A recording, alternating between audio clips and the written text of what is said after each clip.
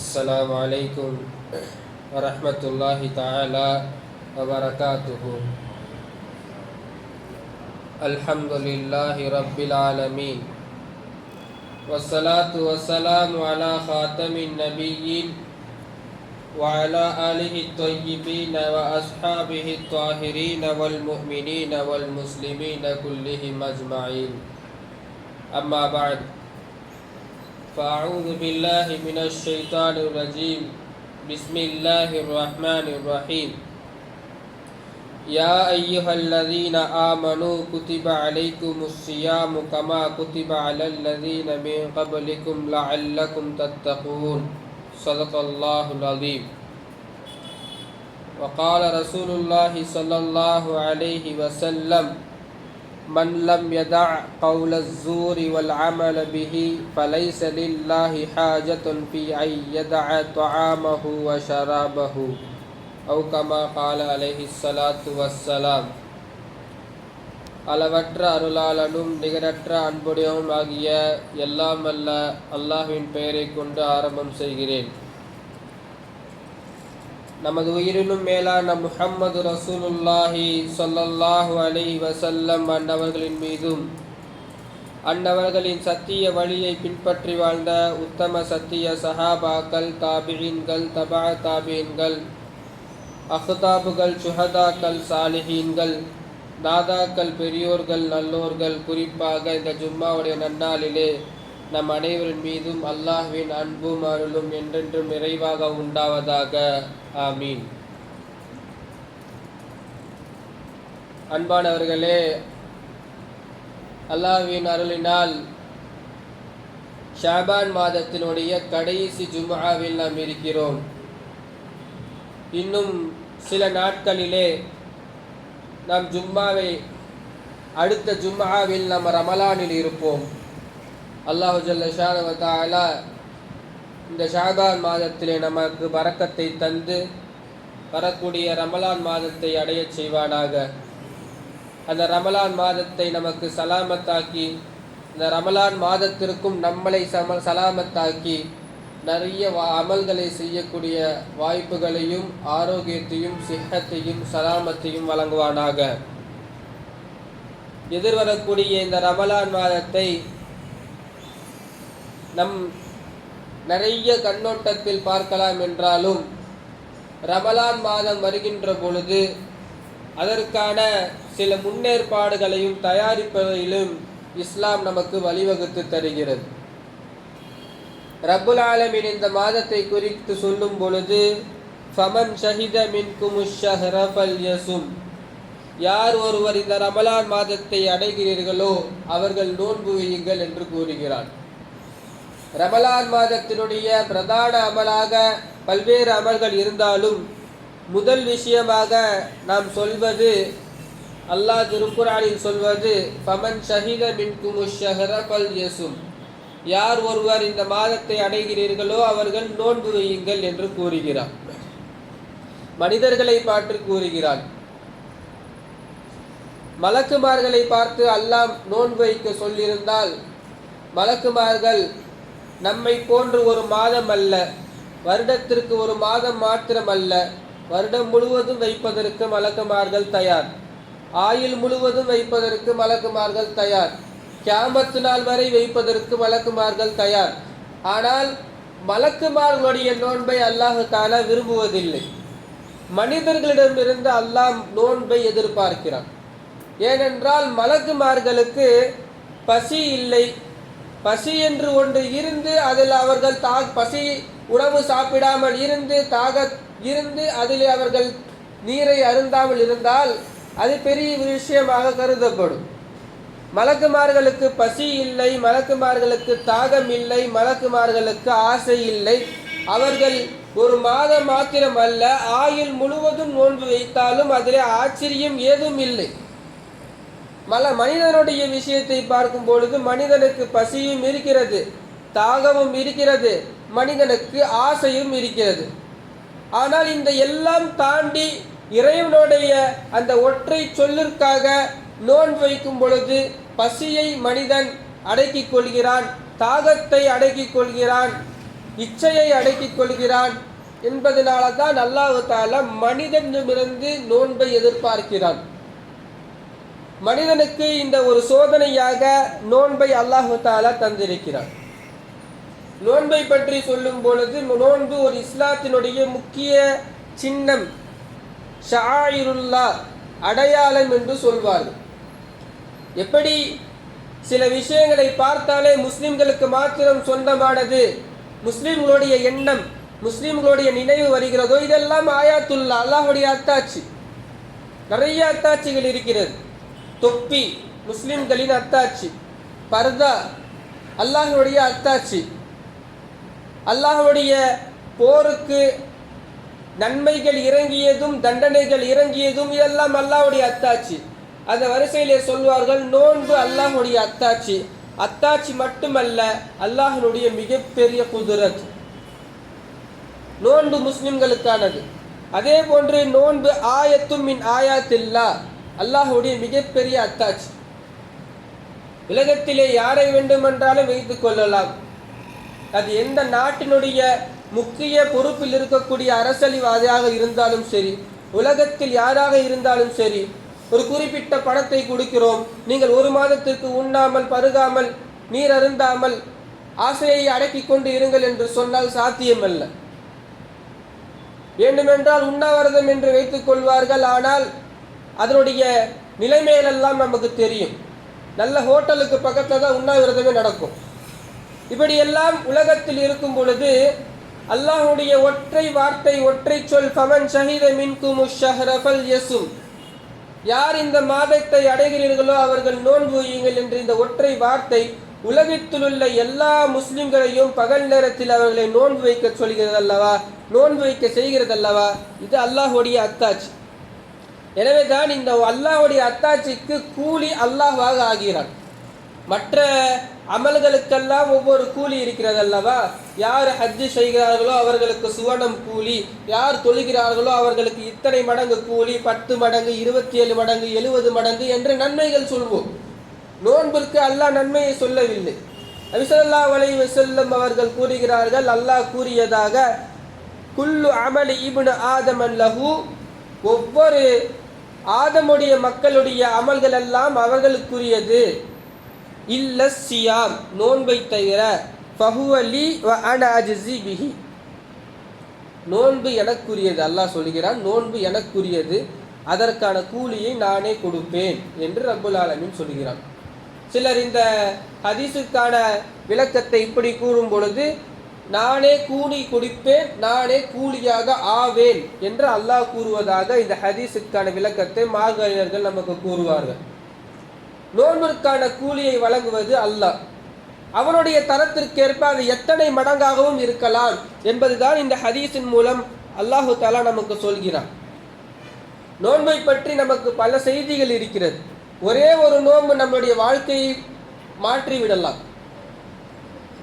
ஸல்லல்லாஹு அலைஹி வஸல்லம் அவர்கள் கூறுகிறார்கள், மன் ஸாம ரமலான ஈமானன் வ இஹ்திஸாபன் குஃபிர லஹு மா தகத்தம மின் ஸம்பி, யார் ஒருவர் ரமலான் மாதத்திலே ஈமான் கொண்ட நிலையில், அல்லாஹ் நன்மை தருவான் என்று நன்மையை எதிர்பார்த்த நிலையில் நோன்பு வைக்கிறாரோ, குஃபிர லஹு மா தகத்தம மின் ஸம்பி, அவருடைய முன் பாவங்கள் மன்னிக்கப்படும் என்று எம்பெருமானார் ஸல்லல்லாஹு அலைஹி வஸல்லம் அவர்கள் நமக்கு சொல்லி காட்டுகிறார்கள். இந்த நோன்பிற்குரிய மாண்புகள், சிறப்புகள், அகமியங்கள் எண்ணில் அடங்காதவை. சிறந்த மரணம் என்று பட்டியலிடும் பொழுது அதில் முதல் தரத்தில் இருக்கக்கூடியது ஷஹீத், சுஹதாக்களுடைய மரணம். ஷஹீதாவது அல்லாஹ்வுடைய பாதையில் போருக்கு சென்று ஷஹீதாகக்கூடிய அந்தஸ்திற்கு அடுத்து 2 மௌத்து சிறப்புக்குரியது. ஒன்று, ஹஜ்ஜுக்கு போகும் பொழுது அந்த வழியில் ஹஜ்ஜினுடைய பயணத்தில் ஏற்படக்கூடிய மௌத்து. 2வது, நோன்பு வைத்த நிலையில் ஏற்படக்கூடிய மௌத்து. இது அல்லாஹ்விடத்தில் மிகவும் பாக்கியத்திற்குரிய மௌத்தாக இருக்கிறது. நோன்பை பற்றி நாம் பேசி வரும் பொழுது அல்லாஹு தஆலா திருக்குர்ஆனிலே சொல்கிறான், யா அய்யுஹல்லதீன ஆமனு குதிப அலைக்குமுஸ் ஸியாமு கமா குதிப அலல்லதீன மின் கப்லிக்கும் லஅல்லக்கும் தத்தகூன், ஈமான் கொண்டவர்களே, உங்களுக்கு முன்னுள்ள சமுதாயத்திற்கு நோன்பை நாம் எப்படி கடமையாக்கினோமோ அதே போல் உங்களுக்கும் கடமை. நோன்பு எதுவும் நமக்கு மாத்திரம் கடமை அல்ல. இதற்கு முன்னுள்ள சமுதாயம் நோன்பு வைத்திருக்கிறது. ஹஜ்ரத் மூசா அலைஹிஸ்ஸலாம் அவர்கள் தௌராத்தை அல்லாஹ்விடத்திலே வாங்க செல்லும் பொழுது 30 நோன்பு வைத்தார்கள். பிறகு அல்லாஹ் சொல்கிறான், இன்னும் 10 நோன்பு வைங்கள் என்று உத்தரவு வந்ததற்கு பிறகு 40 நோன்பாக வைத்ததற்கு பிறகு தௌராத்தை அல்லாஹ் தருகிறான். மரியம் அம்மா அவர்கள், மரியம் அலைஹிஸ்ஸலாம் அவர்கள் பேசாமல் இருந்ததை நோன்பு என்று திருக்குர்ஆன் சொல்கிறது. இதற்கு முன்னுள்ள சமுதாயம் நோன்பு வைத்திருக்கிறார்கள். ஆனால் என்ன டிஃபரன்ஸ்னா, அவங்க நம்மள மாதிரி நோன்பு வைக்கல. ஆஷுரா நோன்பை வருடத்திற்கு ஒரு முறை வைத்திருக்கிறார்கள் சில சமுதாயம். ஐயாமுல் பீல் என்று சொல்லக்கூடிய மாதத்தினுடைய 13, 14, 15வது பிறை என்று நோன்பு வைத்திருக்கிறார்கள் சில சமுதாயம். இப்படி நோன்பு இருக்கிறதே தவிர நம்மை போன்று ரமலான் மாதம் முழுவதும் உள்ள அந்த நோன்பை அல்லாஹு தஆலா நமக்கு மாத்திரம் தந்திருக்கிறான். அந்த நோன்பினுடைய விஷயத்தை ரப்புல் ஆலமீன் நமக்கு பல்வேறு சிறப்புகளை கூறும் பொழுது லஅல்லக்கும் தத்தகூன், இதிலே ஈமான் பெற்றவர்கள் தக்வாவை பெறுவார்கள். நோன்பினுடைய காரணத்தை சொல்லும் பொழுது லஅல்லக்கும் தத்தகூன், நீங்கள் தக்வாவை பெற வேண்டும் என்பதற்காக உமக்கு நோன்பை கடமையாக்கினோம் என்று கூறுகிறார். தக்வா அதிகமாக எப்போ கிடைக்கும்னா, அல்லாஹ்வுடைய நினைப்பு எப்போ அதிகமாக கிடைக்கும்னா, ஒருவர் பசியில் இருக்கும் பொழுது அதிகமாக கிடைக்கும். அல்லாஹு ஜல்ல ஷானஹு தஆலாவுக்கு அடியார்கள் மிகவும் நெருக்கமாக இருக்கக்கூடிய நேரம் என்று 2 இருக்கிறது. ஹதீஸ்களில் வருகிறது, அக்ரபுமா யகூனுல் அப்து, அல்லாஹ்வுக்கு நெருக்கமாக அடியார் இருக்கக்கூடிய நேரம் வஹுவ சாஜித், ஒன்று அல்லாஹ்வுக்கு சஜிதா செய்யும் பொழுது. 2வது வருகிறது அக்ரபுமா யகூனுல் அப்து மினல் அப்தி இதா ஜாஅ, மனிதன் பசியில் இருக்கும் பொழுது அவன் அல்லாஹ்வுக்கு மிக நெருக்கமாக இருக்கிறான். நோன்பினுடைய நேரத்திலே, பசியினுடைய நேரத்திலே ஒரு மனிதன் அல்லாஹ்வுக்கு மிகவும் நெருக்கமாக இருக்கிறோம் என்பதில் எந்த சந்தேகமும் இல்லை. அந்த நெருக்கமாக இருக்கும் பொழுது நம்முடைய அமல்களை நாம் ஒரு பரிசோதனை செய்து கொள்ள வேண்டும். நம்முடைய அமல்களை நாம் மேம்படுத்த வேண்டும். காரணம் லஅல்லக்கும் தத்தகூன், நோன்பினுடைய படிப்பினையாக, நோன்பினுடைய நோக்கமாக அல்லாஹ் சொல்கிறது தக்வாவை நீங்கள் பெற வேண்டும் என்பதற்காக. அன்பானவர்களே, ரமலான் இன்னும் ஒரு சில தினங்களில் நம்மை அடைய இருக்கும் பொழுது ரமலானுக்கான வரவேற்பு நமக்கு அவசியம். ரமலானுக்கான வரவேற்பு என்றால் வெறும் வாட்ஸ்அப் ஸ்டேட்டஸ்களிலும் ஒரு பேனரை வைத்து ரமலானை வருக வருக என்று சொல்வது மாத்திரம் அல்லாமல், ரமலானுக்கான உண்மையான வரவேற்பு என்ன என்றால், இந்த ரமலான் நம்மை வருகிறது, கடந்த ரமலான் நம்மை எப்படி கடந்தது, இந்த ரமலானை நாம் எப்படி பயன்படுத்த வேண்டும், போன வருடம் எப்படி இருந்தது, இந்த வருடம் எப்படி அதை விட மேம்படுத்த வேண்டும், நம்முடைய அமல்களை எந்த உயரத்திற்கு நாம் மாற்ற வேண்டும். போன வருஷம் ஒரு குரான் ஓதணும்னா இந்த வருஷம் 2 குரான் ஓதணும். போன வருஷம் வெறும் ஃபர்ல் மட்டும் தொழுதனா இந்த வருஷம் சுன்னத்துகளையும் சேர்த்து தொழுவணும். இந்த வருடம் முழுவதும் எல்லா தராவிகளிலும் தொழ வேண்டும், திக்ர்கள் செய்ய வேண்டும். இப்படி நமக்குள்ளே ஒரு சார்ட் ப்ரிப்பரேஷன், ஒரு அமல் நாமாவை நாம் பயன்படுத்தி தயார்படுத்தி கொள்ள வேண்டும். இதுதான் ரமலானுக்கான உண்மையான வரவேற்பு. ஏத்திகாஃப் செய்வதற்கான வாய்ப்புகளை உருவாக்கி கொள்ள வேண்டும். குறிப்பாக ஹலாலையும் ஹராமையும் பேணுதல் இந்த நோன்பில் அவசியம். எல்லா காலத்திலும் அவசியம் என்றாலும் ஒரு முடிவு எடுத்துக்கொள்ள வேண்டும். ரமலான் முடியும் வரை எந்த காலத்திலும் எந்த நேரத்திலும் ஹராமுக்கான எந்த வழியும் நாம் வழிவகுத்திடக்கூடாது. இதெல்லாம் தான் ரமலானுக்கான வரவேற்பு. ஜமாத்துடன் தொழுவது, இதுக்கு முன்னாடி தொழுவுல, இந்த ரமலான் மாதத்திலேயாச்சு ஜமாத்துடன் தொழ வேண்டும். இப்படி பல்வேறு ஒரு உறுதிமொழியை நமக்குள்ளே ஏற்படுத்தி கொள்வதற்கு பெயர் தான் ரமலானுக்கான வரவேற்பாக சொல்வார்கள். நாம் கஸ்ஸாலி ரஹ்மத்துல்லாஹி அலைஹி அவர்களை பற்றி இஹ்யா உலூமுத்தீனில் இப்படி சொல்வார்கள், 3 வகையான நோன்பு. முதல் நோன்பு பொதுமக்கள் எல்லாரும் வைக்கக்கூடிய நோன்பு, பசித்திருத்தல், தாகித்திருத்தல், ஆசையிலிருந்து விலகியிருத்தல், இது நாம் எல்லாரும் வைக்கக்கூடிய நோன்பு. 2வது ஒரு நோன்பு இருக்கிறது, சௌமு ஹாஸ், உடல் மட்டுமல்ல, வயிறு மட்டுமல்ல, கை, கால், கண்ணு, உடலில் உள்ள அனைத்து உறுப்புகளும் நோன்பு வைக்கும். புறம் பேசாமல் இருத்தல், தீயதை செய்யாமல் இருத்தல், தீயதை நினைக்காமல் இருத்தல், தீயதின் பக்கம் செல்லாமல் இருத்தல், இதெல்லாம் சௌமுல் ஹாஸ். இது 2ஆம் கட்டமான நோன்பு. மூன்றாவது சௌமு அஹசுல் ஹவாஸ் என்று சொல்வார். நல்லடியார்கள் இறை நேசர்களுடைய நோன்பு. இவர்களெல்லாம் மிகவும் மேலானவர்கள். நோன்பினுடைய நேரத்தில் அல்லாஹ்வுடைய சிந்தனையை தாண்டி வேற ஏதாவது வந்துவிட்டாலே இவர்களுடைய நோன்பெல்லாம் முடிந்து விட்டது என்று எண்ணும் அளவிற்கு அவர்கள் பேணுதலுடையவர்கள். இதிலே நம்முடைய நோன்பை பொதுமக்களினுடைய வெறும் பசித்திருத்தல், தாகித்திருத்தல், ஆசையை கட்டுப்படுத்துதல், இந்த மூன்றினுடைய நிலைமையில் மாத்திரம் அல்லாமல் அநேகமாக ஒரு இரண்டாவது கட்டமாவது நம்முடைய நோன்புகளை நாம் மாற்றிக்கொள்ள வேண்டும். ஹராமை விட்டு பேணுதல் வேண்டும். நோன்புடைய நேரங்களில் சொல்வார்கள் அல்லவா, வெறும் வாயும் வயிறும் மட்டும் நோன்பு வைப்பதற்கு பேர் நோன்பல்ல. நபி ஸல்லல்லாஹு அலைஹி வஸல்லம் கூறுகிறார்கள், மன்லம் யதா கௌல ஸூரி வல் அமல பிஹி. யார் நோன்புடைய நேரத்தில் தீய விஷயங்களையும் தீய சொற்களையும் விட்டு பேணாமல் இருக்கிறார்களோ, ஃபலைஸ லில்லாஹி ஹாஜத்துன், அல்லாஹ்வுக்கு எந்த தேவையும் இல்லை. நம்ம நோன்பு வைப்பது அல்லாஹ்வுக்கு எந்த தேவையும் இல்லை. பசி யார் வேண்டுமென்றாலும் இருக்கலாம், பசியோடு இருப்பது. நோன்பிற்கான உண்மையான நோக்கம் தக்வாவை பெறுவது.